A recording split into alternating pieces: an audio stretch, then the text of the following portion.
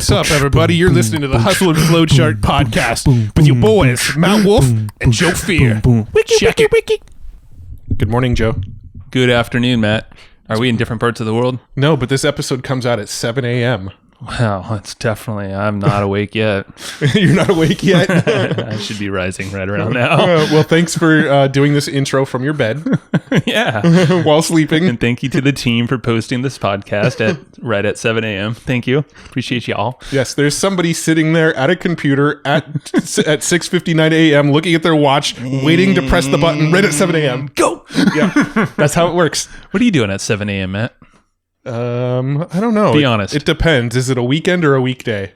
Weekday. On a weekday, I'm probably up, starting to like not functioning fully. Oh, yes, that's true. Yeah, not functioning fully, but I'm probably awake, wandering. I mean, my kids get to school at 8, and sometimes I take them to school. Usually Alana takes them to school, but sometimes I have to take them to school. Back when they went to two separate schools. I was going to say prior to this. Yeah, back when they were at two different, now they're at the same school, so Alana takes them both to school. But back when they're at two separate schools, we had to split duty. So I actually sleep in a little bit more these days than I used to.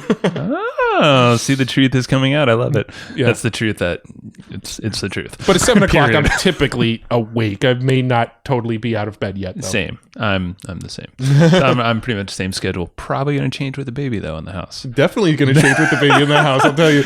But there's definitely like this period of, I don't know. I actually get up and read book. I don't get up. I wake up and I'll read a book for like 30 minutes before getting out of bed now. So like the first 30 minutes of my morning is actually reading these days, which is a fairly new thing, but it's like, kind of lights up my brain a little bit before I get going. You know what I've been doing? Is the book Cybernetics, which you Psycho-Cybernetics. Psycho. Yes. Jesus, I was Maxwell Maltz. Yeah, that could be a spin-off. Cybernetics. It rolls off the tongue, not really. No, Psycho-Cybernetics. I've been doing the whole visualization. I forget what you call it, the mental theater. Or, theater of your mind. I think it was one of those two. And I've been doing that in the morning, which is pretty cool. But unfortunately, sometimes I fall back asleep. Because it's like, focus on your. But no, that's actually what, instead of reading, I've noticed like a little meditation mental theater. Yeah. Theater is a good. Theater is how they pronounce it in most of the world. Yeah, we're just all backwards in the U.S. here. I don't even know if that's true because it's an English word and most of the world isn't English. The Queen's English. There you go. It's the Queen's way. Theater. The Queen goes to the theater. The theater, the mental theater. So I think we're going to talk to somebody today. Eventually. I don't know. So have you ever, do you remember the tool Animoto? I actually surprisingly do. Yes. Yes. How'd you know? Today we're talking to one of the co-founders of Animoto. I love it. And I love the tool too. And I used it a lot. Like, I think I said like 5 or 6 years ago. I think it was actually further than that or longer ago. Yeah, no, I think it was roughly like 2009, 2010, somewhere around there is when we were playing around with it. But you know what? After this episode, I think we're going to be playing around with it a hell of a lot more. I think so, for sure. So today's episode is with one of the co-founders of Animoto. His name's Jason Hsiao. He's the co-founder and chief video officer. The chief video officer. CVO. And in this episode, we talk quite a bit about how Animoto came to be. He actually did filmmaking for like MTV and Comedy Central and stuff like that, and transitioned into making online video easier. So we talk about that transition, the development of Animoto, how the idea came to be, the types of features he wanted to put in it, and then we really dive into how to use some of these videos to grow your business. We talk about LinkedIn, we talk about Instagram, we talk about Facebook, we talk about all the different ways that you can leverage these videos. And if you're not familiar with Animoto, basically it's like a drag and drop video tool where you can like take images and little video clips and then, pick a theme and pick some music, and it just compiles it all into a video for you. Like, easy. Like, it's just drag and drop easy, and you have a video that it spits out. Yeah. And, we've used it in the past. We're going to start using it again. And we're going to dive into all the various ways that somebody can use this tool and the various ways that you can leverage it to grow your own online interweb business. Yes, that was a very long form of interweb business. Yeah. We're obviously super fans of content repurposing, and that's exactly how we would use it. So expect some sections of this podcast to become videos. And maybe they sprinkle into the Facebooks and the YouTubes and all the other ways. But we really dig into Instagram and LinkedIn as the two things that he's just like, you gotta be there with video. So he lays out a bunch of strategies around that. Well, you even talk about using video to like, manage your team and to like offer support to customers and things like that. So that's true. Quite a bit of rabbit holes that we go down in the video realm. So I think you're gonna dig this. Yeah. So, go ahead. What were you going to say? I was going to say that if you want some notes on this here episode, which I believe you should get, because there's always a lot of actionable strategies, we got your back. And if you go to hustleandflowchart.com/comp, COMP, hustleandflowchart.com/comp, get those notes for free. Be quick because they go away after about a couple weeks. And then they have other episodes in there, not the one you're looking for. So make sure you go over there to hustleandflowchart.com/comp.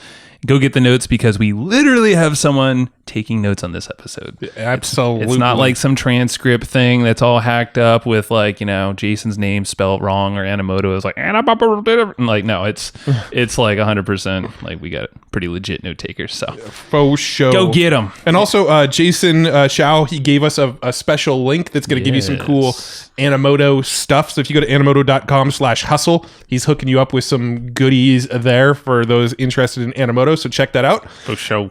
And also, you know who's a cool company? I believe I know who you're talking about, but I'm curious to wonder. I was going to say Intercom. Who were you thinking?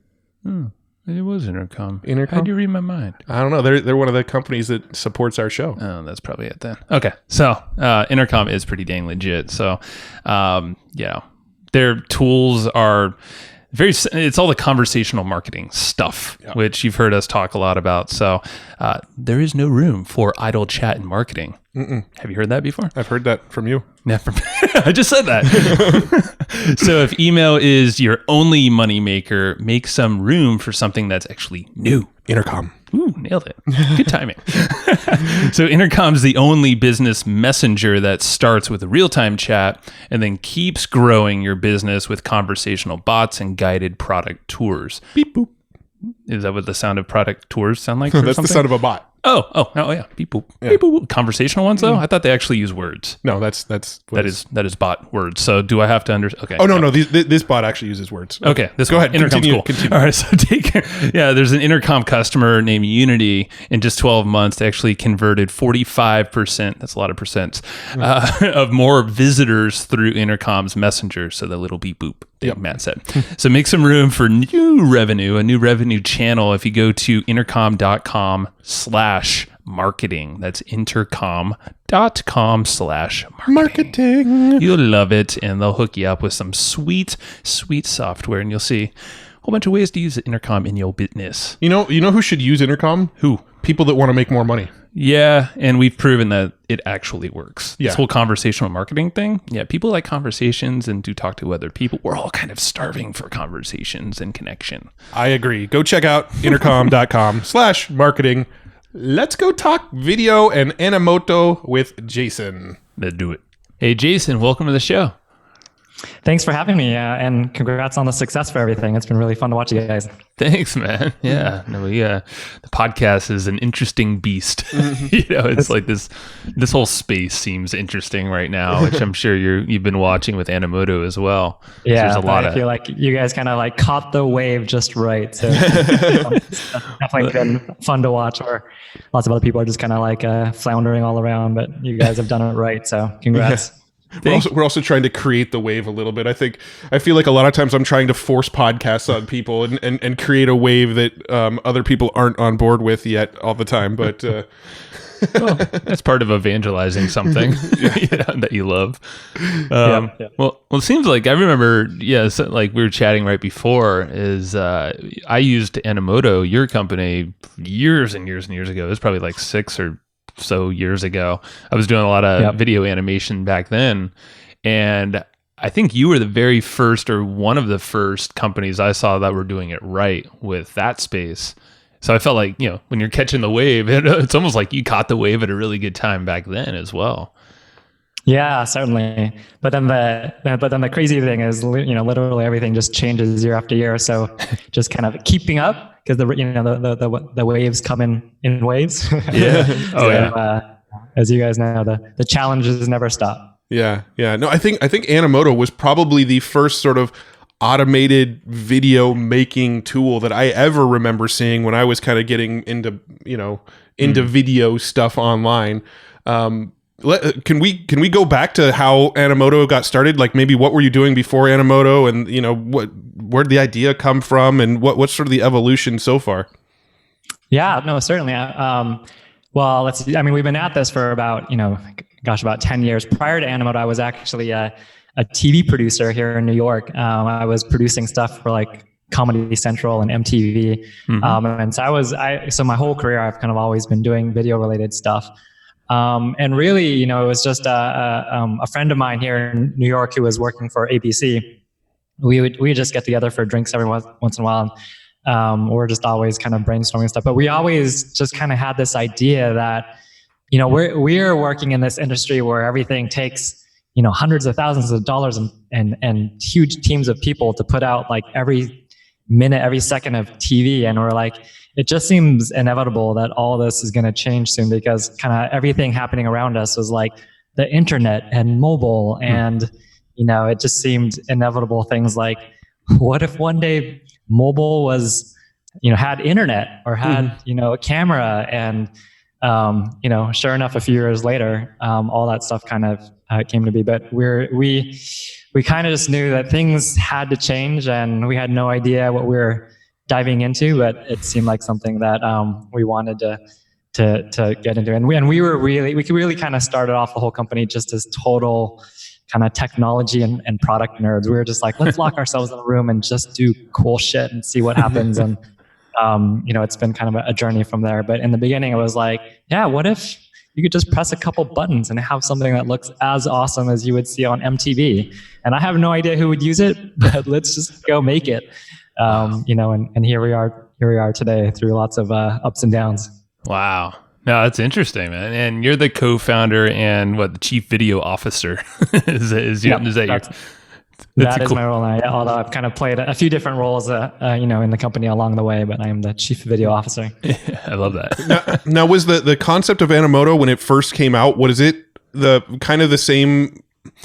Have you had any pivots, or was the concept that it is today kind of the initial concept that you came up with way back 10 years ago? It is all very similar. I think really there's kind of been one major, I wouldn't necessarily say it was a pivot as much as we actually really need to get focused and figure out what we really want to do. Because I think kind of, and this is maybe not surprising to a lot of very kind of technology and product oriented founders, but when we first got started, despite thinking we were a customer site, we were really just building stuff that we thought was cool.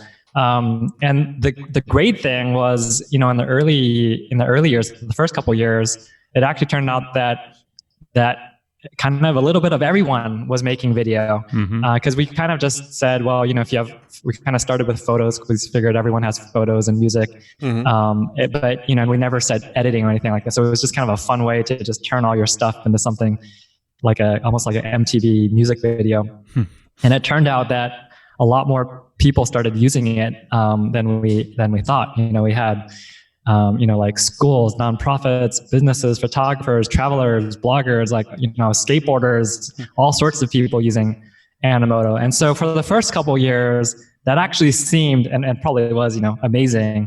And then I think we just started to realize that we were kind of just being pulled in so many different directions, and our product was almost becoming like a Frankenstein, like patchwork quilt of a mess, just kind of a patchwork. But because we were trying to do something for these guys and something for these guys and stuff for these guys, and even just kind of internally trying to run a company where no one really knows kind of what the most important thing is. It just kind of ends up being a bit of a kind of a sprawling mess. That's a bit of an exaggeration, but when you're in the thick of things, that's what it feels like. And so at some point we were just like, all right, let's just step way back and say, would we rather be like kind of good at 20 different things or kind of be best in the world at one thing? And so obviously, you know, the latter sounded more interesting to us. And so we really wrestled with that for a bit of like, what do we really think we could be best in the world at? And by the way, there actually has to be like, you know, a real market there and a real need there. Mm-hmm. And so we started really getting focused on small businesses needing video. That's where it seemed like the next big wave was going to happen.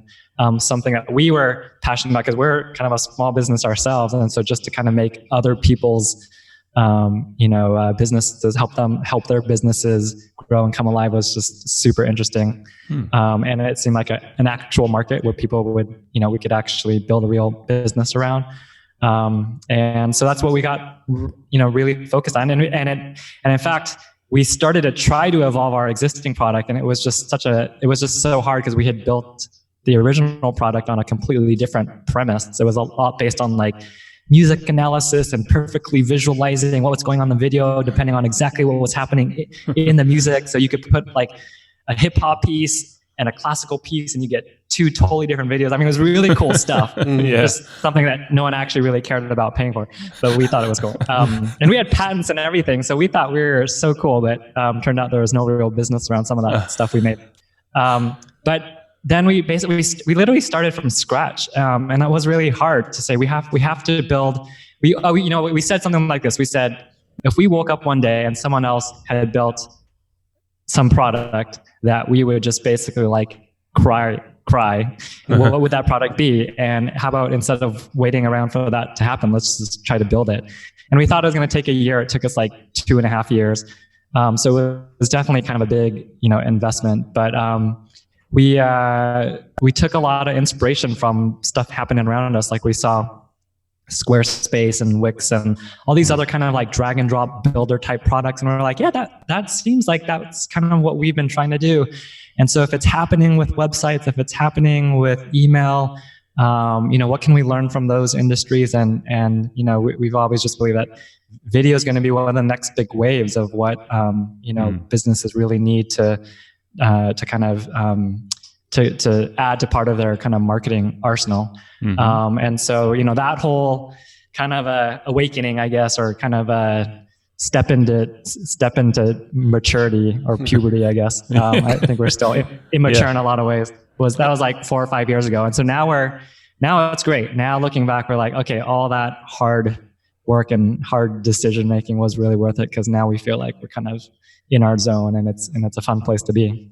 Yeah, I love that perspective of, you know, if somebody was to make a software that would just really make us cry if they made it. Yeah, like one day someone else had made it, you're like, well, we're out of business. Yeah.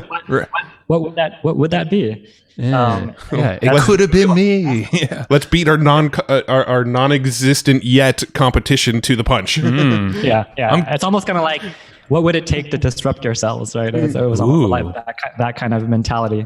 That's a cool question, actually, to pose to yourself. What would it take to disrupt yourself? I like that. Yeah. And a lot of not enough big companies are asking that question these days. Either. Right. Yeah. Well, Jason, I'm curious what you guys did in that 2.5 years of development when you started from scratch. Was like, were you still focused on sales as a company with that previous version, or like what was happening during that 2 years of development? Was it just purely focused on development, or were you like, how did you sustain the company during that time? Like, did cash flow stop because of it, you know? No, we've been lucky. I mean, you know, first of all, we're a subscription business, so there's a lot of benefits to, you know, having kind of a subscription business and those kind of recurring revenues to lean on. And our existing product was already had, I'll call it kind of our flagship product, you know, already had kind of enough momentum that it could, you know, with just some marketing kind of support. And efforts, you know, we could continue to do that. And actually today, even though we've kind of stopped developing on it for a while, there are still kind of longtime users that still have the product and use it. So I bet, you know, if you go back in your Animoto account, you might still have it. You have to like choose between the two products. Yeah. But so there was enough there that it could kind of help help bridge the gap. But I think we just realized that it was almost even like the old product. It was almost it kind of became one of those things, and any kind of technology or product people would probably resonate with this. It's like when you've built kind of an outdated technology, it just seems like it takes 10 times longer to do something that should only take a few weeks, and it takes several months. And so we knew that it would feel like a step backwards, but ultimately would be 3 steps forward. So it was that kind of that year of trying to get refocused and having to build up a new product from scratch were certainly tough years, but it was also kind of exciting to kind of say like, hey, we're not just kind of building something now that's just kind of a whim, just like, oh, this would be cool, or this would be cool. Like now we actually kind of have focus, and we know what we're trying to be best in the world at. And so I think just that level of focus really was motivating, because everyone was pointed in the same direction. And I think when everyone knows they're working on the most important thing, there's just something kind of exciting about that. So I actually look back on that chapter. I mean, there was definitely a lot of blood, sweat, and tears, but it was important, and it was very rewarding to go. Sure. Oh yeah. No, it's super crucial for because I feel like most businesses go through like this transition phase where it's like the waters get a little murky, but and energy is kind of going all over the place. So it's definitely a sign to refine whatever you're doing, because that's typically not sustainable. And I feel like man, I remember like in those early days, we're like, well, Google says like their strategy is you try a little bit of everything and you see what sticks. And I think, everyone listening, right, who's a real kind of a small business owner or entrepreneur who's done something from scratch, you realize that that's actually not really strategy. Like when you're Google and you have kind of endless cash in your bank and you can do whatever you want to see what sticks, then great. But 99.9% of us don't have that luxury. And so it's all about just trying to figure out, making tough choices, and what do you do and what do you not do and why, and having to like be really scrappy and resourceful and get focused in the right way. And so I think, we learned a lot of that, sometimes the hard way. But that's, I think, all part of growing up as a company, right? It's part of business. Yeah. Now, did you or your co-founder, did either of you have any sort of background in software development, or did you have to go and hire developers once you had the idea for the product? Great question. Well, we have 4 co-founders, and two of the co-founders, they're actually brothers, Stevie and Tom Clifton. Mm-hmm. It turns out they're actual like technical geniuses. Mm-hmm. So luckily I kind of partnered with the right folks because they could just roll up their sleeves and develop, and whatever they didn't know, they would just figure out how to teach themselves. So they were just kind of like those kind of guys. So I think certainly, if you're doing something kind of on the technical side, it certainly helps to have a partner who knows what they're doing. Whereas I was kind of focused a bit more still on the kind of product development side, but also kind of on the business side of things, and just trying to help shape like the product in the early days. But nice. But yeah, they were legit. They were like legit developers. So definitely helps. Yeah.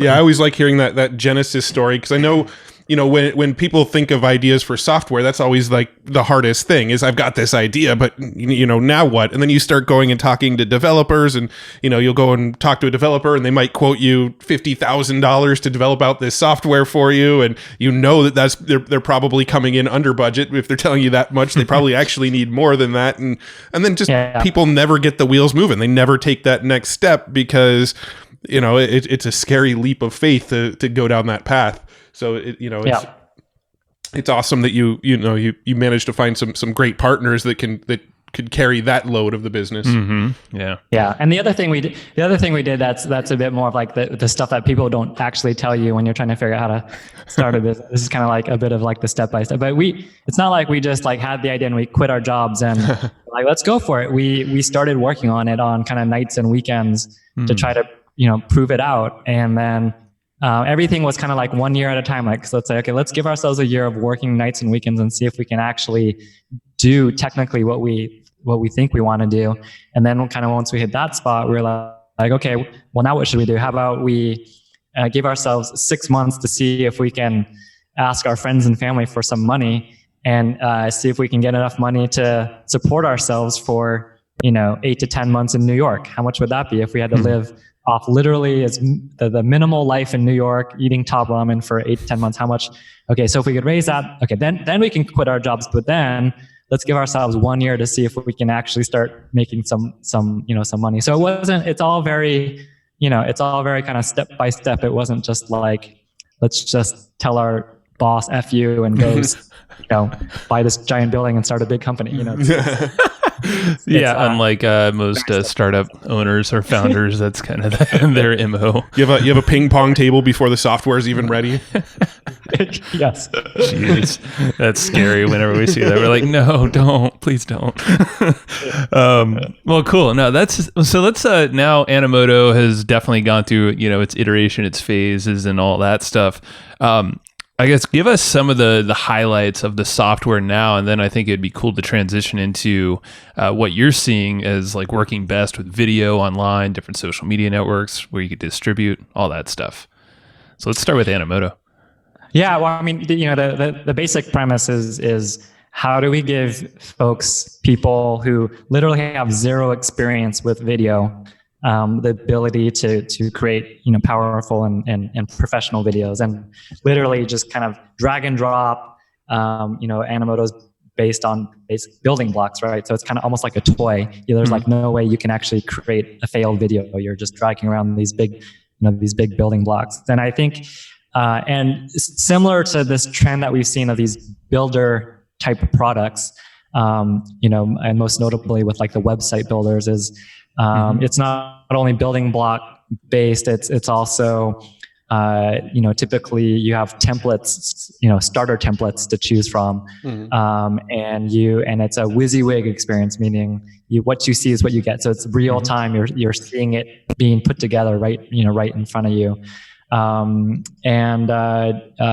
you can customize things, for businesses. It's important that it has the right colors and fonts, and that you can include your logo and stuff like that. So just basic stuff to make it actually look like, it's yours. But I think the most important thing is that it's kind of like idiot proof, right? That most people don't actually have any video experience. And so the basic idea is just trying to empower folks with the power of a video, and they're finding all sorts of ways they want to use video now. It's not just kind of like on your website. It's like, okay, on landing pages for SEO purposes. It's with email. It's obviously on social media. It's at live events. It's at trade shows. It's to promote your next podcast or whatever it is. Like people are finding all sorts of needs for video, and so.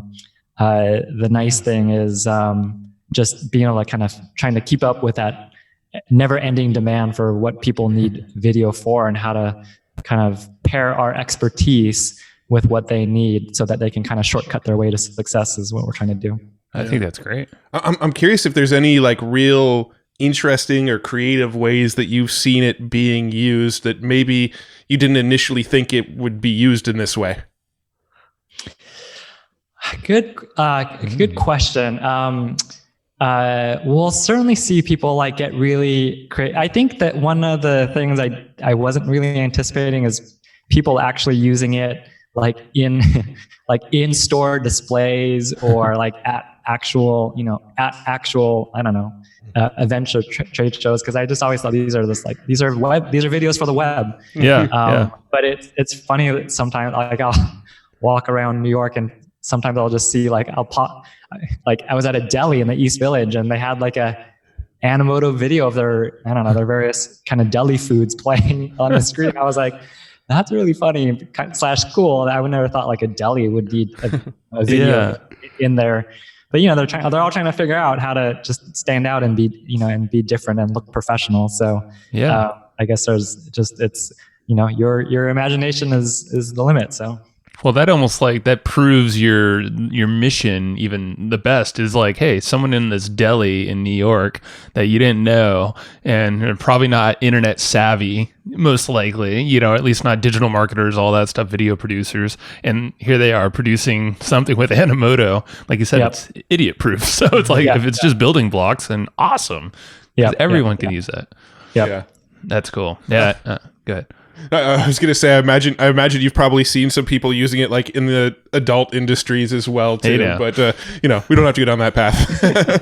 You know, it's a little bit of everything, but I mean, I think that's kind of what's cool. Even though that we think we've gotten really focused on small businesses, if you think of the gamut of small businesses out there, it's like it is kind of a little bit of everything. Like I'm even thinking of some of the business owners I've talked to recently. It's like a metal welder, a DJ, you know, a events promoter for who's like a part-time DJ, someone who does like a baby gender prediction, and you know, it's like all sorts of stuff. And for me, it's really interesting to see like what these businesses are trying to do, and how do we kind of like create something that can help all of them, you know, in a common way. So, well, how are you seeing? I love like the widespread of types of businesses, and I'm sure you have silos of your go-to, you know, best avatar companies.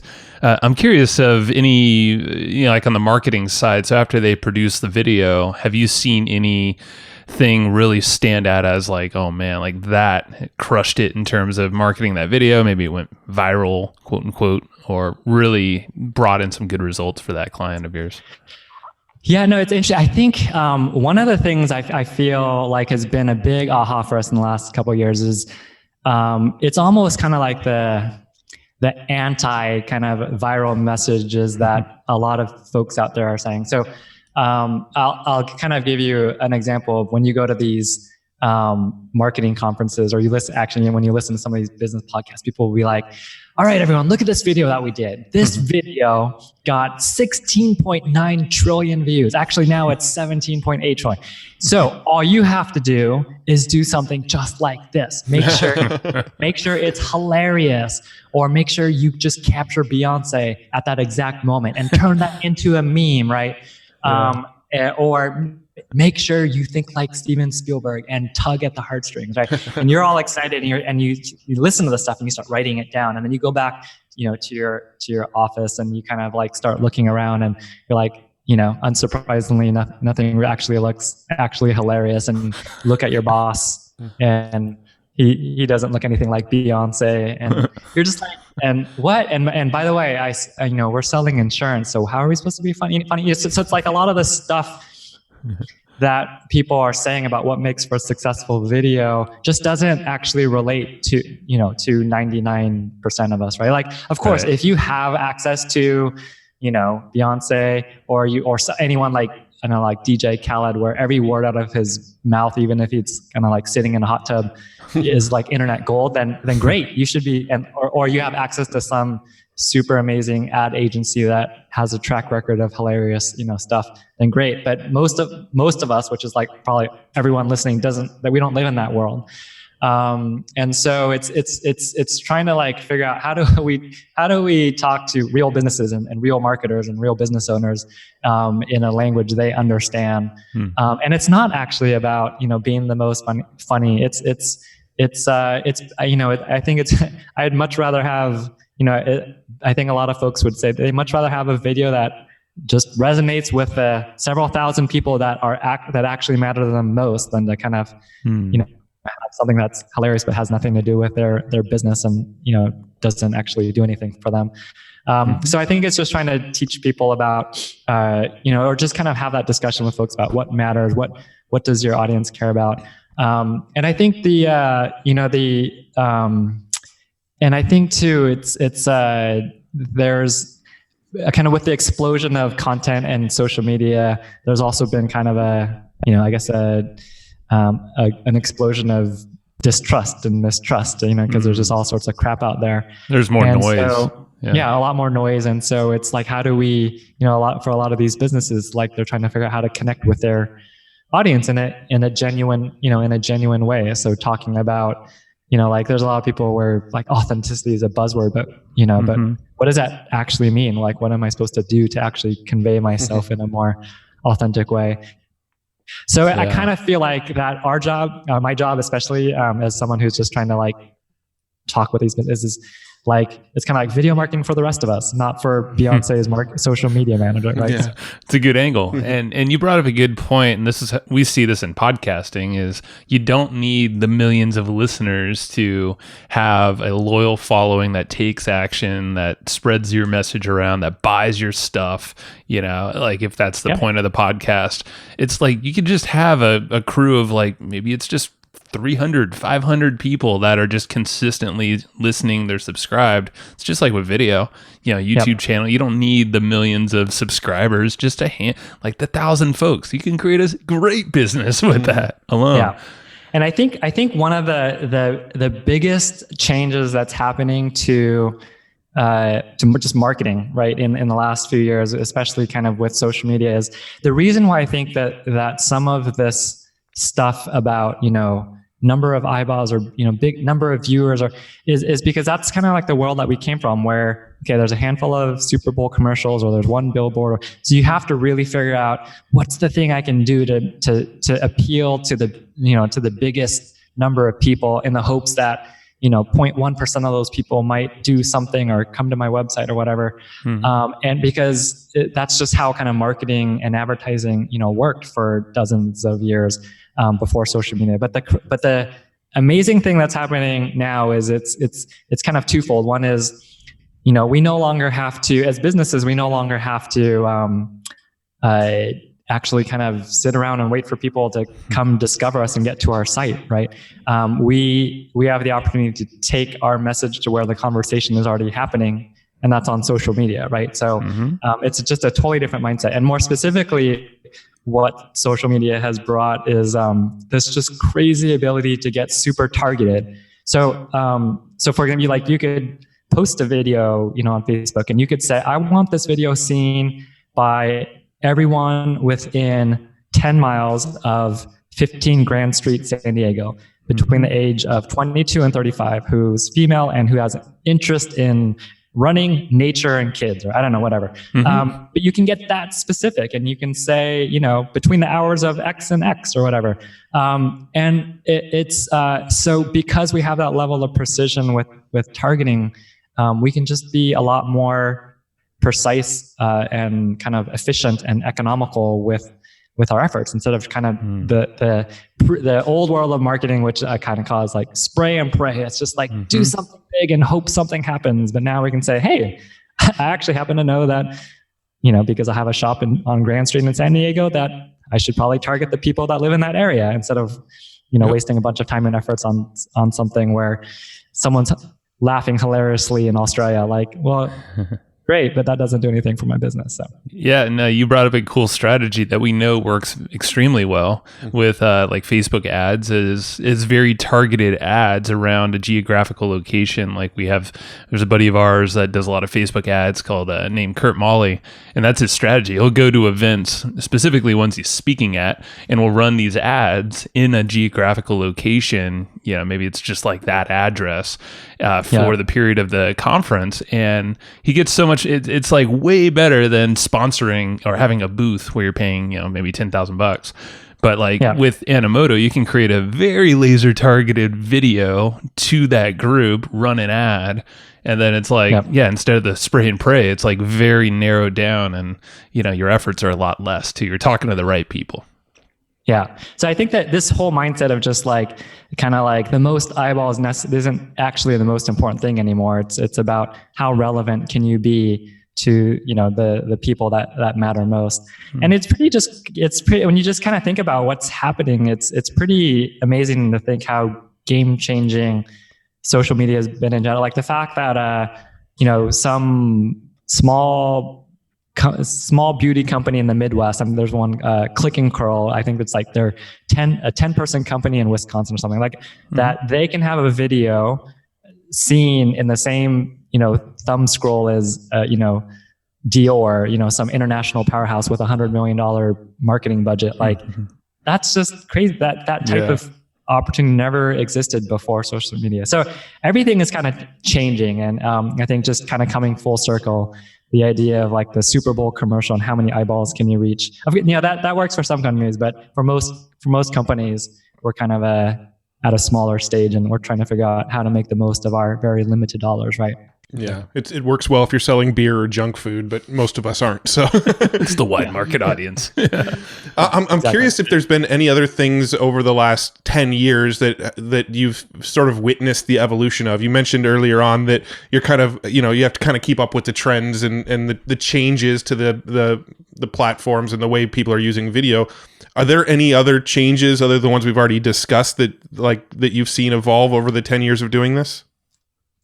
Well, yeah, probably the most obvious kind of thing, the kind of attention grabbing thing that's happening now is everything on Instagram, right? So that's probably where almost all my questions, I get asked about Instagram the most right now, and it's the fastest growing social network, and so that kind of makes sense. Facebook is still the biggest, and YouTube, although a lot of people don't necessarily call YouTube a social media platform, they're kind of more of like a search engine for videos. But Instagram is just kind of going crazy, and not only that, just Instagram is just doing a lot of things different with stories and vertical videos, and so it's a little bit of the Wild West. But I think there's a bunch of really interesting things about Instagram.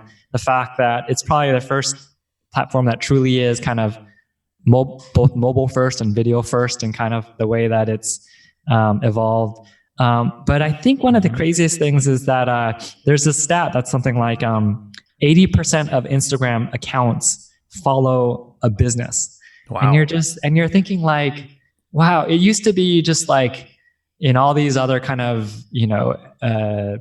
social media platforms or any kind of like advertising type play, it's kind of like you get the big audience and then you try to figure out how to shove, advertising and business, or sneak it in, here and there, and kind of force it on people. But it's kind of crazy that this whole world has emerged where, it's not just businesses are kind of accepted, but people actually actively follow a lot of their favorite brands and stuff.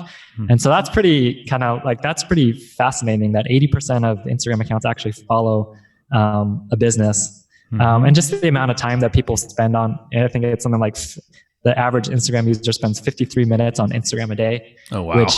Which maybe is not surprising to a lot of people, because you're like, I've already been on it for 92 minutes. But like 53 minutes, like that's kind of crazy for something that really most people weren't yet using just a couple of years ago. Sure. And like you said, it's mobile first, so it carries around with everyone, so it's right there. And it's vertical, and it's most people are actually watching stories with sound on, whereas just a couple of years ago it was more like everything's like without sound and on the go, and so everything is just kind of evolving, but and changing really quickly. But Instagram is super fast, because they're just doing a lot of things different, and people are really kind of gravitating towards it. But I think, I'm always a bit biased because I'm just, I've lived my entire life in video, but I think the main reason that Instagram has really taken off is because it's really been centered around just video, video as a form of communicating. And I think video has really, the reason why video is everywhere now is because this is kind of like the way that people, that people increasingly prefer to kind of consume a lot of their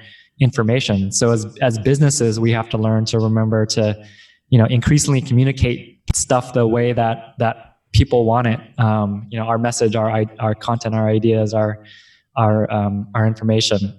So I think it makes sense to me why Instagram has become so popular. Yeah, that makes a lot of sense. And it's interesting too. So Joe and I, we've been podcasting for 9 years, going on 10 years now.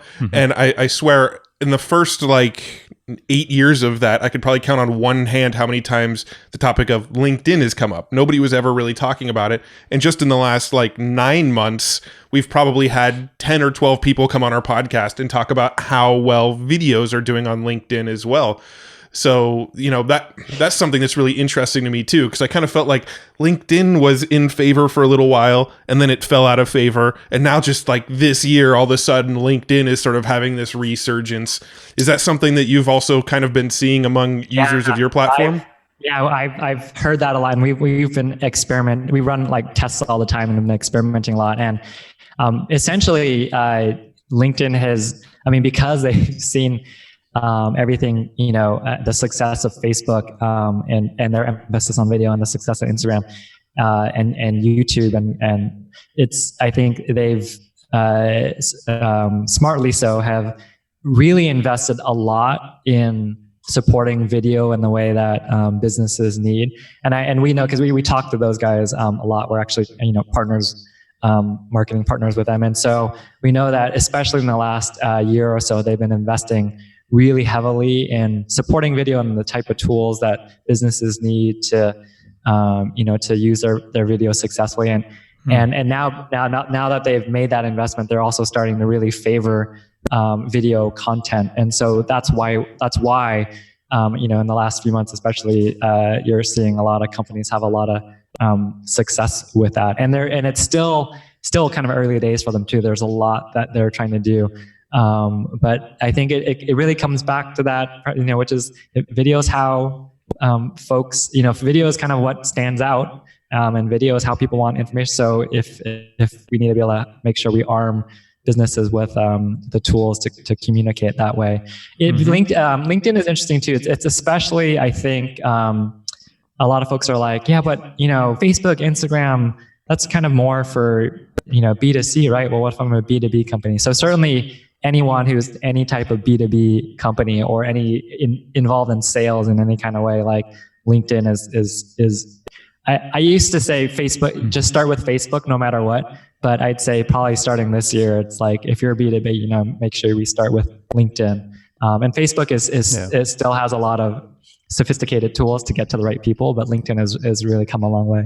That's and it's because we've heard it so often on our podcast. Like I posted a video on LinkedIn just the other day for the first time in like a long time.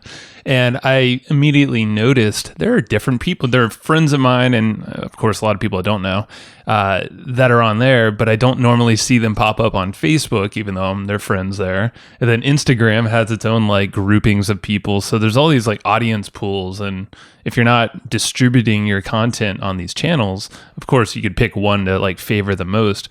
I'm just noticing like we like have been neglecting the LinkedIn audience that's been following us. I'm like, oh my God, there's a bunch of people here that are ready, and video, you get reactions and distribution, kind of like we've heard it related to as Facebook like 3 years ago with video, where you get a lot of that organic reach right now.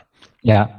And the other thing I think that I like reminding folks too is videos, especially when you think about what Facebook and Instagram and LinkedIn are promoting, video has actually a pretty kind of wide definition. So, like for example, if you're running a podcast, you're like, well, but I don't have video. I might not have video content, but you have all sorts of great content because you've interviewed so many amazing people with so many just like gems of statements that, all of those are kind of these quotable things that a video can be an image with some text, animated text over it. And it can be 10 seconds long. And that's enough to really capture people's attention. And when you think about people flying through a Facebook feed or a LinkedIn feed, if there is text animating on some quote that, your last guest said, that's just amazing. With a picture or maybe even without a picture, there are videos with just text, right? So I think some people are like, yeah, I don't have a video crew or a camera or whatever. Well, you can take the stuff that you already have, some of the great photos or images on your website or on your Facebook page or, as in some of your marketing material, or, if you just have some great quotes or testimonials, you can use that too. So video is not just, video content.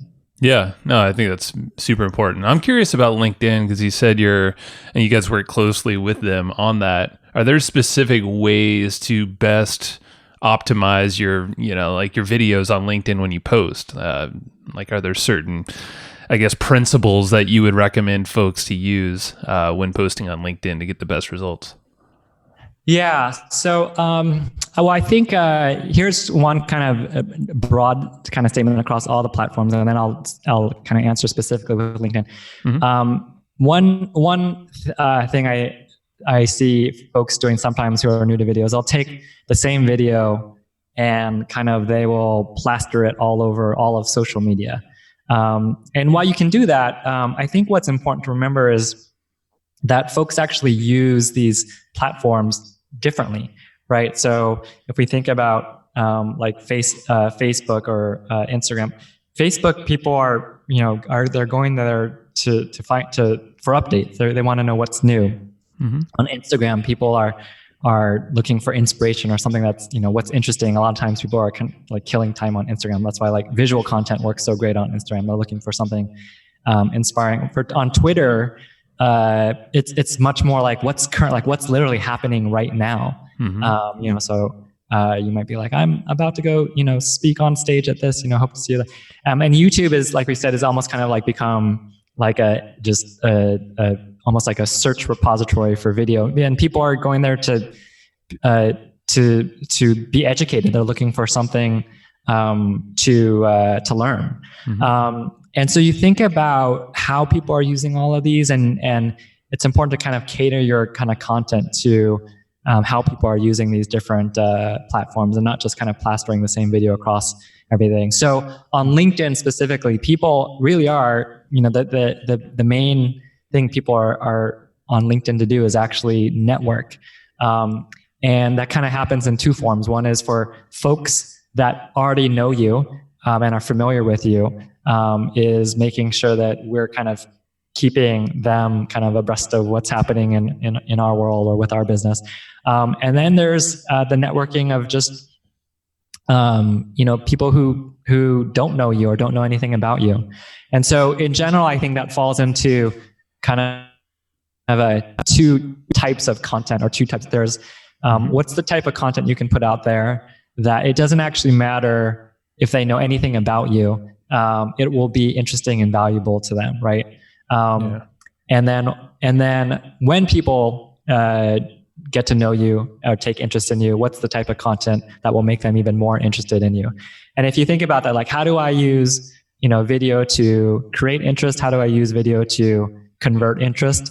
Or if you use the term leads, which oftentimes in B2B businesses, how do I use video to create leads? How do I use video to convert leads? It's basically starting to sound like a marketing, like a typical marketing funnel. Like, sure, yeah. But the most basic kind of the step by step, right, is like, let's start with the create interest and convert interest. And then as you get more involved, most kind of bigger companies have slightly more elaborate marketing funnels that are like 3 or 4 or 5 stages. But if we're just thinking about LinkedIn, there are 2 types of people I need to get in front of: the ones that actually care to know what's happening and what's new with me and my business, and the ones that don't know anything about me. And I need to make sure I'm catering to both those folks.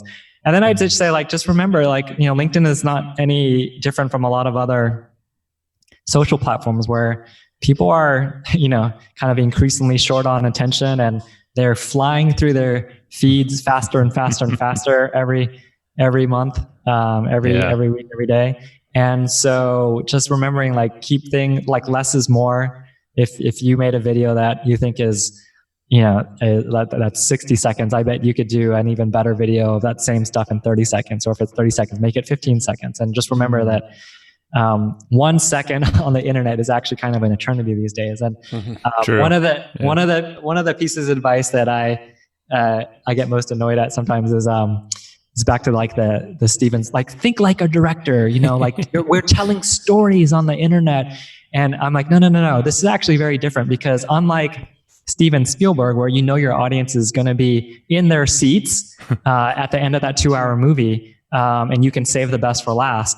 On the internet, it's actually the opposite, where by definition you start with 100% of your audience, and I think you'll be lucky if halfway through your video you still have half the people watching, right? So we don't save the best for last; we save the best for first.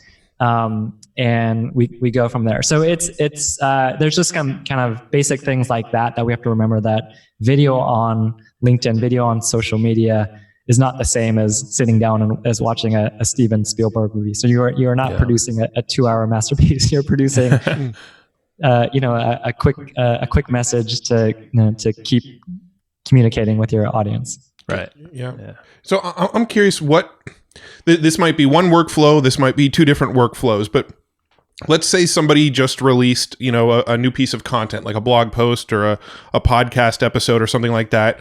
Or somebody just, they have a new offer that they just put out there, like maybe a sales letter or something that they just put online. What sort of workflow do you recommend they follow once this piece is online to get a video created and dispersed?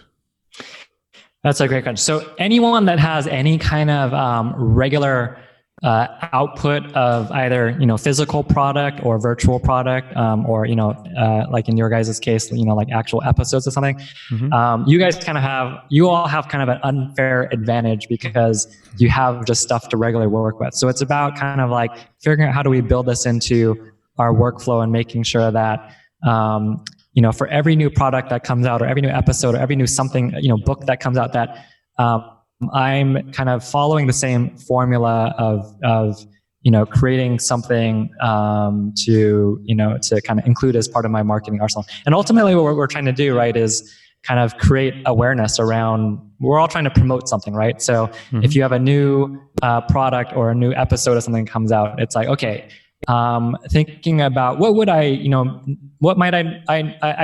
piece of advice I love to give folks is start with what kind of works, like what have you been doing? So if the thing that you have been doing is selecting, 2 or 3 of your favorite sound bites from that episode, or capturing 2 or 3 images of that new, hiking boot or whatever it is that you make.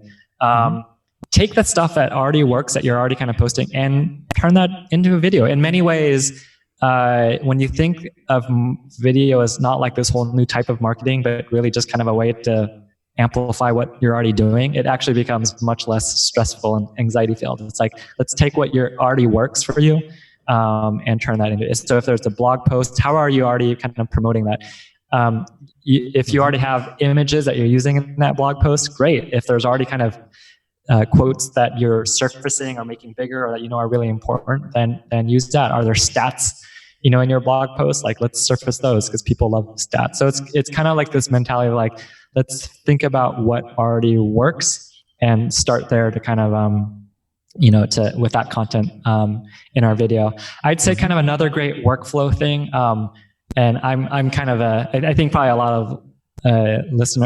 of listeners on this podcast in particular are kind of like workflow nerds, and how do I kind of reduce all repetition stuff. And the amazing thing is, if you think about all the things that you're kind of doing or having to say over and over in a given month or a given week, that oftentimes, shockingly enough, or maybe not surprising, is actually perfect fodder for video. Because if you're finding yourself saying something over and over, answering a certain question, or having to like explain, why your hiking boots are different from others, or why, or who's coming up in your, the next episode or whatever, or there are things that you're doing over and over, that means people actually care about, about that content. If you're responding to things on email, and you're finding yourself having to answer it, more than a couple times, then great, let's capture it in video, because once it's in video, you can help reduce some of your repetition and workload. And it's kind of like 2 birds with 1 stone. Save yourself time and capture some content that is important to your audience, and your audience will be rewarded for that. So that's kind of a fun thing to think about. And it doesn't even have to be for those folks with larger teams. If you're every time you bring on a new salesperson to your team, if you find yourself you're having that, let's capture that in video, and you can save yourself some some time in internal processes when you're onboarding new folks onto your team, or you're explaining certain things to your freelancers or designers or whatever. So sure, yeah. Now, would you use Animoto for that type of video, or would you use some other screen capture software for that kind of thing? I think it depends. I think Animoto is really great for kind of the more short form, punchy stuff, which is why I think most people tend to find success using Animoto on social media, because social media is just about kind of short attention spans and short punchy videos. So for some of that kind of like longer form stuff that might take 10, 20, 30 minutes, you don't need Animoto, quite frankly. Animoto's like kind of taking content you have and punching it up and making it exciting and short in kind of a short form social media type format. So, well, that's why I love what you're saying is you're not starting with a blank slate. So with Animoto, it's perfect to go look at some of your content that's resonated best, maybe emails that have been opened the most or clicked on, there's a lot of ways to judge, and then create some Animoto videos. And then maybe there's FAQ style videos, like you said. So, we all have support questions that come to us in some form, and smart business owners, and we'll have processes to log what are the constant questions. Well, it's like, boom, there's your content. What are the top 5 things that people are asking, and try to capture that in video. There's a company, our friends over at, there's a company called Buffer. They do like social media management tools and stuff. But they also are known for just incredible, super rich blog content. They do all sorts of research and studies on all things having to do with marketing and social media.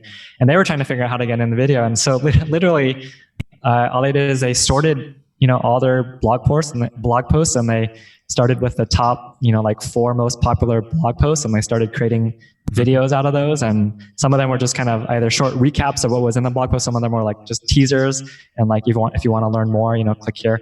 And they didn't have to shoot anything, because they could just use some of the same either stock images or graphs or charts that they already had, in the blog post. And, within a few hours, they had 4 super popular videos that they knew would resonate with their, audience. And that was just a great way to start. So again, it's just that message of like, what already works for you. That's a great place to kind of, to start if you have no idea where to start.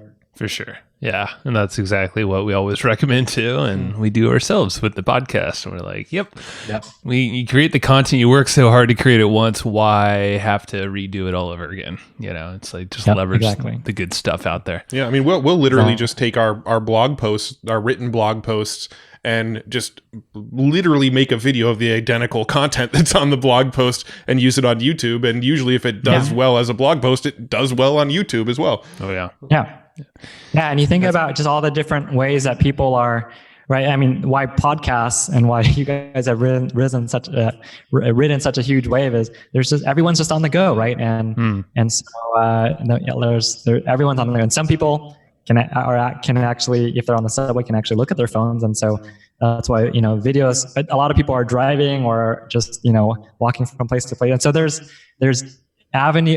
so many more avenues for content consumption than there ever have been. And so I just love that idea. Is just take what works and let's figure out how to get it in front of people and meet them where they're at. That's it, man. Yeah. It's not rocket science. Just don't reinvent the wheel. Yeah. That's awesome. Yeah. Well, definitely everyone listening, go check out Animoto and sign up for an account, all that fun stuff. Is there anywhere else that you would want to send folks to after listening to this? We covered a bunch of it. I feel like I could post some. I'll set up a landing page that's like animoto.com/ would be easiest from hustle. Yeah, that hustle works. Yeah, we'll do animoto.com/ hustle, and I'll put some kind of relevant kind of articles and stuff related to things we've talked about. Nice. And then also I'll put all my contact information there too if anyone wants to. I love chatting with businesses about what they're doing and where their challenges are and stuff. So I'll put that all on animoto.com/ hustle. Perfect. Thank you, Jason. That's rad. Awesome. And we always like to ask too, this is just like one of those, because we're always trying to stock up our reading list too, but do you have a book or some kind of maybe resource online that you just reference often, or you find sharing to business associates or clients of yours that just resonate big time for you? Could be life or business, doesn't really matter. Yeah. Well, let's see. Two that come to mind that I feel like I talk a bunch about. One is called Radical Candor. I can't remember who it's by, but it actually has really helped us a lot here in our business. And it's, as it sounds, it's just all about how do you create a culture of being just very transparent and honest with your feedback and not being shy and not letting things become personal and just being able to be really productive with your feedback. Nice. It's just very practical and it's great. But one that I feel like has really shaped our company a lot from the beginning is there's a book Delivering Happiness by Tony Hsiao, who's the CEO of Zappos. And there's just one part there. The whole thing is great, but there's one part in particular I think that I always remember, which he before Zappos, he was like the founder of some company called Linked Exchange or something like that. Yeah. And he ended up selling it to Microsoft for like $285 million something. And you're like, well, that's the American dream, right? That's awesome. But he actually talked about how much he hated that company, like to the point where his alarm clock was going off in the morning and he would just snooze like 8, 9, 10 times because he just didn't want to get up and go into work.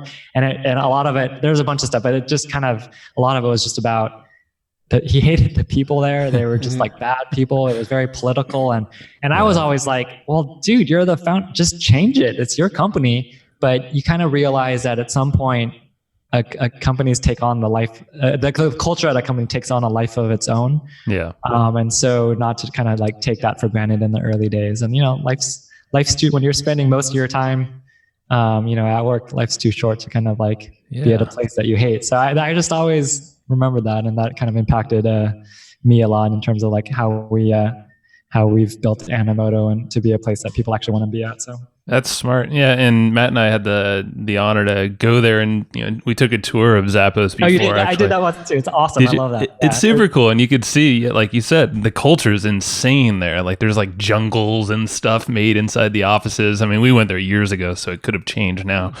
But it's just like, oh yeah, you can tell everybody loves working there. Yeah, it's just like a whole different environment, like world you walk into. You're like, whoa, okay, this is happening. yeah. But it's super unique, and it's not to say that everyone can do that, but I think just that spirit of like, I know we're all trying to like get to a certain place, but there's something to be said about trying to enjoy it along the way, right? So. Oh yeah, definitely. No, I love it, man. Well, sweet, Jason. I appreciate you, and go check out animoto.com/hustle. There'll be some cool resources there for you. I think that's a wrap, man. Thank you very much. Thanks, guys. Appreciate it. All right, man. Have a good one. Hey, thanks for listening to that episode. Hopefully you enjoyed it. You dang right you did. Of course you enjoyed it. What's not to enjoy? We weren't going to publish it unless you and we're going to enjoy this. If we don't enjoy it, we don't publish it. Therefore, we only publish the stuff we know you're going to enjoy. We listen and read the notes as well. So very, very true. 2 days. Well, you know what I want to do? I want to actually start reading some reviews of some of the people that listen to our podcast because we're getting some really cool reviews. And also I want to kind of incentivize people to leave more reviews because then we're going to read them for you. Hey, man, this is our shout out section. Yeah. That's kind of what this is going to become. For sure. The outro shout out section. So yeah, let's do some reviews. And prior to that, let's talk about some of the guys that have supported us. Yeah. And there's a couple shout outs from our friends and some other folks that reached out to us. These two actually are our friends. They're pretty close friends of ours, and they support our show. So, if you want to get more of an exclusive shout out, reach out to us. We have a couple spots available occasionally, so it depends. But the first, our buddy of ours, actually Steve Olsher, he's in one of our masterminds. He runs a podcast called Beyond 8 Figures. And they're chatting with just amazing entrepreneurs who have either exited or they currently run a business that is above 10 million. And they basically grill. So they have 3 hosts over there. It's Steve Olsher, Mary Goulet, and Richie Ote. They're all buddies of ours as well, all in San Diego. And they basically grill them until they figure out their methodologies, the tactics and action steps that actually got them to accomplish that, which are what few companies would ever get to that point. For sure. It's a great podcast. They cover a lot of ground. And, the whole thing is trying to uncover what goes into creating an 8-figure business so that other businesses could sort of reverse engineer the success. So amazing podcast. That's Steve Olsher's Beyond 8 Figures podcast. Definitely go check it out on Apple Podcasts and everywhere where you listen to your favorite shows. You're going to like it. It's very similar to this one with different approaches. So I think if you're a fan of this, you're going to love his show, Beyond 8 Figures. And then our other support supporter for this episode is our good buddy Casey Zeman's Easy Webinar. Bam! And both these guys have actually been on our show too, Steve and Casey. Yeah. So if you like them, you can even check out an episode too. Yeah. So check out easywebinar.com/hustle because Casey put together a 20% off deal for listeners of Hustle and Flowchart. So easywebinar.com/hustle. Now, Easy Webinar is kind of a webinar tool, but it has live webinars. It's got automated webinars. It's got kind of hybrid webinars.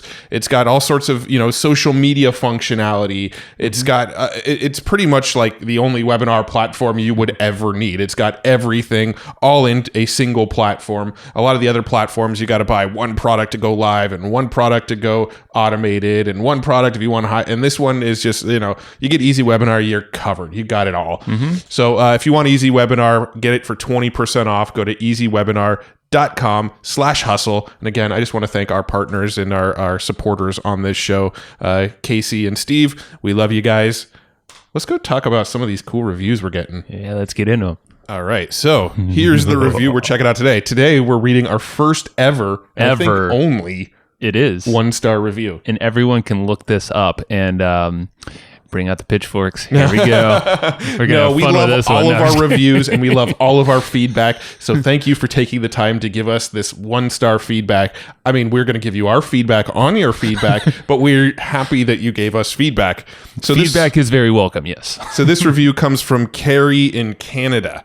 And she says, "Hey guys, this was the first episode that I listened to of yours. I was really excited to listen to Jason Katzenbach of ASM, Amazing Selling Machines.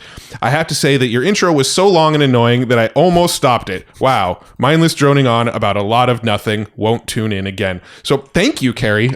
We appreciate the feedback and the input and your insights into our podcast. And now we're going to drone on a little longer right now and ramble and be a little happier that you might not be listening because we appreciate the feedback. Yeah. Yeah. No, I mean, so our podcast is a filter, right? And so Joe and I, in the first, 5 to 10 minutes of every episode, we like to give you a little insights into our life, into our sense of humor. What you're hearing in the first 10 minutes of every episode is me and Joe just having fun talking about what we do normally. Like if you were to sit around and have beers with us, the conversations would sound very similar to the first 10 minutes of these episodes. That is exactly what I was just thinking is we have been stopped countlessly at events and halls, at wherever, like masterminds and stuff. And people say, like, first time they ever met us, but they listen to the podcast, you are exactly the people who I listen to in my car and all when I wash my dishes and all that. Like, you're not a different person when you're in person. Like, and we think that's amazing. So it's like, the filter aspect, like, well, if you don't like us, well, that's okay. There's a million other podcasts out there. Yeah, we filtered out one person that is not a good fit for this podcast. And also I think it's a little short-sighted to go, well, I don't like the first, 8 minutes of your podcast. Therefore, I am going to throw out the baby with the bathwater and not get all of the valuable info that we're providing. I mean, like, we're bringing on like millionaires and 7-figure earners and mindset ninjas and just like gurus in all aspects of business and life. And because you don't like the fact that we add a little bit of our personality into the first 10 minutes of an episode, you're going to throw the baby out with the bathwater. So, best of luck to you, Carrie. We do appreciate the fact that you took the time to leave the review. Hopefully she got the notes because that was in the intro. So maybe she got the value she was looking for from Jason Katzenbach. So, if she went and freaking subscribed for free, then hey, maybe she got the value and then all is well. Yep. And we appreciate all reviews. Yeah. Bring them on. Between 1 star and 5, they're all good. We use it all as feedback, but we appreciate the higher star reviews even more. And the negative reviews, you can damn well guarantee we're going to pick them apart sometimes. But make fun of them, but in a good way. Oh, we have fun. We love everybody who's taken the time to listen. We're always grateful 100%, even the negatives, because that's helping us spread the word more. Yeah. So that's okay to the right people.